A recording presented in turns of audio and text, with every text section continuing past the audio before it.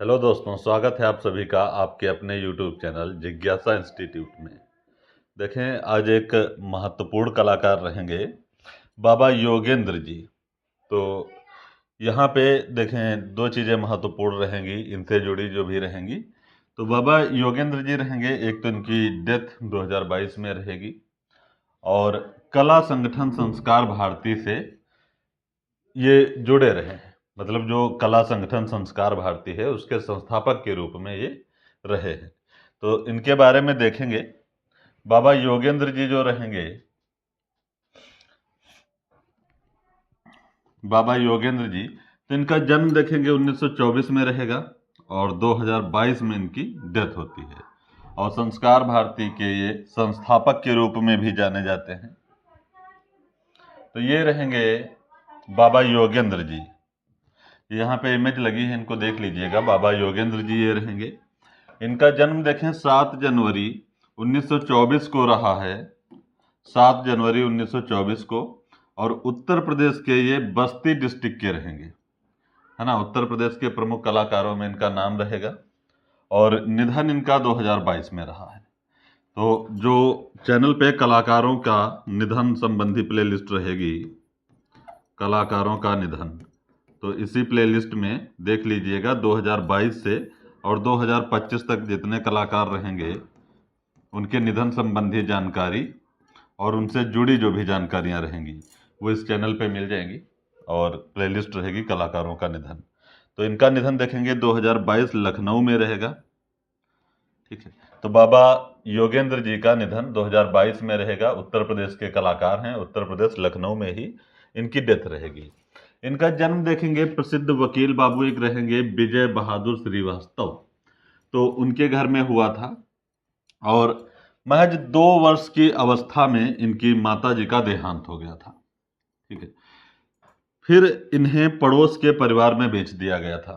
मतलब 2 वर्ष की अवस्था जब इनकी थी तो इनकी माता जी का देहांत हो गया और इनको पड़ोस के परिवार में बेच दिया गया था। तो बताया जाता है कि जो इनके भाई थे बाबा योगेंद्र जी के, इनसे पहले जो इनके भाई रहे हैं उनका जन्म हुआ और वो उनकी डेथ हो गई। तो यहाँ पे कुछ मिथ्स वगैरह रहे, कुछ इस टाइप से मान्यता रही है कि अगर इनको बेच दिया जाता है तो इनका जो है मतलब दीर्घायु रहेगी, लंबी उम्र रहेगी। इस मिथ से इनको जो है, जब इनकी माँ का देहांत हुआ है तो इनको पड़ोस के परिवार में बेच दिया गया था। तो ये चीज़ यहाँ पे थोड़ी सी ध्यान रखेंगे। उस पड़ोसी माँ ने, मतलब जो जिनके हाथ इनको बेचा गया था, तो उन माँ ने अगले 10 वर्षों तक इनका पालन पोषण किया। बाबा योगेंद्र जी का पालन पोषण जो है उनकी पड़ोसी माँ ने किया, जिनके हाथ इनको बेच दिया गया था। प्रसिद्धि देखेंगे, नेक्स्ट देखेंगे कि प्रसिद्धि क्या रहेगी। तो जो बाबा योगेंद्र जी रहेंगे, इनको राष्ट्रीय स्वयंसेवक संघ के वरिष्ठ प्रचारक के रूप में जाना जाएगा। संस्कार भारती के ये संरक्षक के रूप में भी माने जाते हैं और कला संगठन संस्कार भारती के संस्थापक के रूप में भी ये जाने जाते हैं। तो ये विशेषताएं यहाँ से महत्वपूर्ण रहेंगी सारी। राष्ट्रीय स्वयंसेवक संघ के वरिष्ठ चित्रकार, संस्कार भारती के संरक्षक और कला संगठन संस्कार भारती के संस्थापक। अब नेक्स्ट देखेंगे यहाँ पे कि इन्हें प्रमुख सम्मान एवं पुरस्कार कौन से प्राप्त रहेंगे। तो देखें, भाऊरेव देवरस सम्मान जो लखनऊ द्वारा इनको प्राप्त हुआ है वो 2005 से 2006 के मध्य।